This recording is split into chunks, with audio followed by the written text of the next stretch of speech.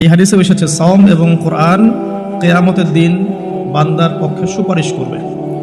সাওম বলবে, ইয়া রব, হে আমার রব, আমি তাকে খাবার এবং যৌন প্রবৃত্তি থেকে বিরত রেখেছিলাম, অতএব তার ব্যাপারে আমার সুপারিশ কবুল করুন। কোরআন বলবে, হে আল্লাহ, আমি তাকে রাতের বেলা ঘুম থেকে বিরত রেখেছি, সে রাত জেগে আমাকে তেলাওয়াত করেছে, মানে কিয়ামুল লাইল এবং তাহাজ্জুদ এবং তারাবির সালাতে তেলাওয়াত করেছে। হে আল্লাহ, আপনি তার পক্ষে আমার সুপারিশ কবুল করুন। রাসূলুল্লাহ সাল্লাল্লাহু আলাইহি ওয়াসাল্লাম বলছেন, তাদের উভয়ের সুপারিশই কবুল করা হবে ইনশাআল্লাহ তাআলা। হাদিসটা মুস্তাদরাক হাকিমে এসেছে 2080 নম্বর হাদিস। আরেকটা বিখ্যাত হাদিস যেটা আপনারা সবাই জানেন, যে মান সামা রমাদান ঈমানান ওয়া ইহতিসাবান গুফিরা লাহু মা তাকাদ্দামা মিন যামবি।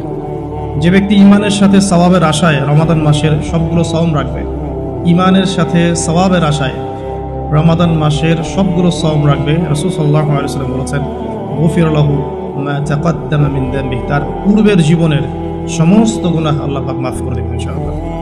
অন্য হাদিসে এসেছে, যে ব্যক্তি রমাদান মাসের সাওম রাখবে দিনের বেলা এবং রাতের বেলা কিয়ামুল লাইল করবে বা তারাবির নামাজ পড়বে বা তাহাজ্জুদ আদায় করবে, গুফিরা লাহু মা তাকাদ্দামা মিন যামবি, তার পূর্বের সমস্ত গুনাহ আল্লাহ পাক মাফ করে দেবেন। রোজাদারের আনন্দের মুহূর্ত সম্পর্কে হাদিস এসেছে, যে আবু হুরায়রা রাদিয়াল্লাহু আনহু থেকে বর্ণিত আছে, নবী করিম সাল্লাল্লাহু আলাইহি ওয়াসাল্লাম বলেছেন যে রোজাদারের জন্য দুটা আনন্দের মুহূর্ত আছে যখন সে আনন্দিত হবে। তার প্রথমটা হচ্ছে যখন সে ইফতার করে, এবং দ্বিতীয়টা হচ্ছে যখন সে তার রবের সাথে সাক্ষাৎ করবে, মিলিত হবে। এই দুটো সময়ে আল্লাহ রাব্বুল আলামিন তাকে আনন্দিত করে দিবেন ইনশাআল্লাহ তাআলা। অন্য বর্ণনা এসেছে যে যখন সে আল্লাহর সাথে মিলিত হবে বা আল্লাহর সাথে সাক্ষাৎ করবে কিয়ামতের দিন, আল্লাহ পাক তাকে এত পুরস্কার দিবেন যাতে সে আনন্দিত হয়ে যাবে ইনশাআল্লাহ আযজা ওয়া জাল্লা। হাদিসটা বুখারীতে এসেছে 1904 নম্বর হাদিসে।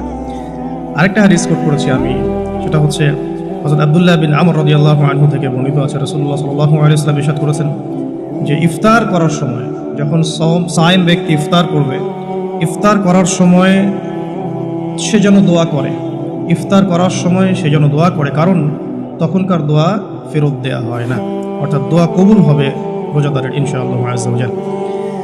আর এই হাদিসটা আমি এবারই প্রথম পেয়েছি, আগে আমি এই টপিক নিয়ে কথা বলার সময় হাদিসটা কোট করিনি কখনো।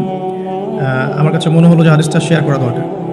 হাদিসটা এসেছে মুসনাদ আহমদের মধ্যে 23,070 নম্বর হাদিস, যে হযরত আব্দুল্লাহ ইবনে আব্বাস রাদিয়াল্লাহু আনহু থেকে বর্ণিত আছে, রাসূলুল্লাহ সাল্লাল্লাহু আলাইহি ওয়াসাল্লাম ইরশাদ করেছেন যে মাসের 3টা সাওম, এক মাসের 3টা সাওম আমরা যেটা রাখি, মাসিক 3টা সাওম আইয়ামে বীজের, এবং বছরের 1 মাসের সাওম অর্থাৎ রমাদান মাসের সাওম, এই দুটো কাজ মানুষের অন্তরের রোগ, মনের যে রোগগুলো আছে